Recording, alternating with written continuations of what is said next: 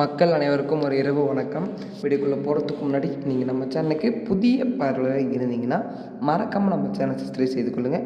அது மட்டும் இல்லை, அரசியல் தொடர்பான நிகழ்வுகளை தெரிஞ்சுக்கணுன்னா நம்ம சேனலை சப்ஸ்கிரைப் பண்ணிக்கோங்க. உங்கள் விஜய் நான் வரேன் பிரச்சாரம் தொடங்கியது. என்னடா சொல்கிறீங்க? அதாவது உங்கள் விஜய் மீண்டும் பிரச்சாரம் தொடங்கிவிட்டார். இதை பற்றி தெளிவாக தெரிந்து கொள்ள வீடியோ கொஞ்சம் ஸ்கிப் பண்ணாமல் பாருங்கள். வாங்க வீடியோக்குள்ளே போகலாம். அதாவது தாவேக தலைவர் விஜய் அவர்கள் கூட்டின பிரச்சாரத்தால் கரூரில் நடந்த சம்பவம் மிகப்பெரிய சம்பவமாக கருதப்பட்டது. அது மட்டும் இல்லை, பலர் உயிரிழந்தனர். அது உங்கள் எல்லாருக்கும் தெரியும். மீண்டும் பிரச்சாரமா என்னதான் சொல்கிறீங்க? ஆல்ரெடி இறந்தவர்களே பத்தலையா உங்களுக்கு அப்படின்னு கேட்டிங்கன்னா, அதாவது உச்சநீதிமன்றத்தில் இருந்து தாவேக சார்பாக எந்த ஒரு தவறும் இல்லை என்று முழுமையாக தெரியப்பட்டது. அதாவது அரசு ஒழுங்காக பதிலளிக்காத காரணத்தால் அந்த கேஸை தள்ளுபடி செஞ்சுட்டாங்க. அதனால் மீண்டும் உங்கள் விஜய் பிரச்சாரம் தொடங்க ஸ்டார்ட் பண்ண போகிறாங்க.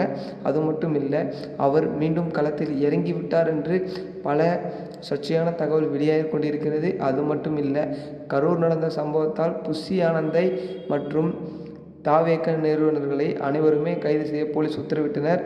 அப்போ பார்த்திங்கன்னா கேஸ் தள்ளுபடியானதுனால புஷி ஆனந்திடம் சுமார் 20 நிமிடம் விஜய் தனியாக பேசியிருந்தார். அவர் என்ன பேசியிருந்தார்னு யாருக்குமே தெரியாது.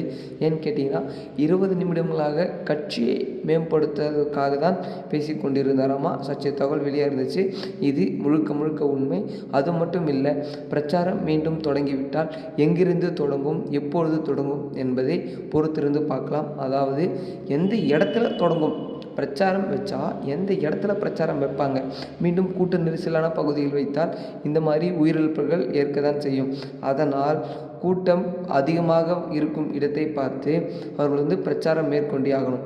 அதற்கு பார்த்திங்கன்னா, அவர்கள் ஒரு ப்ரைவேட் பிளேஸை, அதாவது மாநாடு எப்படி நடத்துனாங்களோ அந்த மாதிரி தான் பிரச்சாரமும் நடத்தணும். அதுக்காக அனைத்து மாவட்டங்களிலும் மாநாடு என்ற சொல்வீர்கள். ஆனால் உயிரிழப்பு ஏற்க வேண்டாம் என்றால் மாநாடு மாதிரி தான் பண்ணியாகணும். வேறு ஆப்ஷனே இல்லை தாவேக செய்தவர்களுக்கு. அது மட்டும் இல்லை, இன்னும் குறுகிய காலம்தான் இருக்கிறது 2026 சட்டமன்ற தேர்தல் வர. அதனால் அவங்க உடனடியாக ஆக்ஷன் எடுத்து இந்த ப்ரொசீஜர் பண்ணால் மட்டுமே அவங்களால பிரச்சாரம் கூட்டி மக்களை அவர்கள் பக்கம் இழுக்க முடியும்.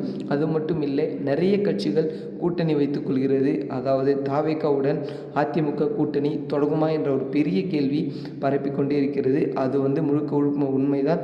ஏன்னு கேட்டிங்கன்னா, நமது எடப்பாடி பழனிசாமி அவர்கள் சொல்லிவிட்டார், பிள்ளையார் சொல்லி போட்டாச்சு, கொடி பறக்குது பாருப்பா அப்படின்னு.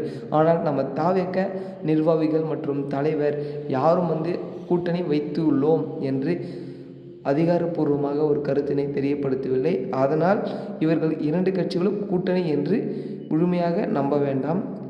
அது மட்டும் இல்லை, அரசியல் தொடர்பான நிகழ்வுகளை தெரிஞ்சுக்கணுன்னா நம்ம சேனலை சப்ஸ்கிரைப் பண்ணிக்கோங்க. அடுத்த வீடியோவில்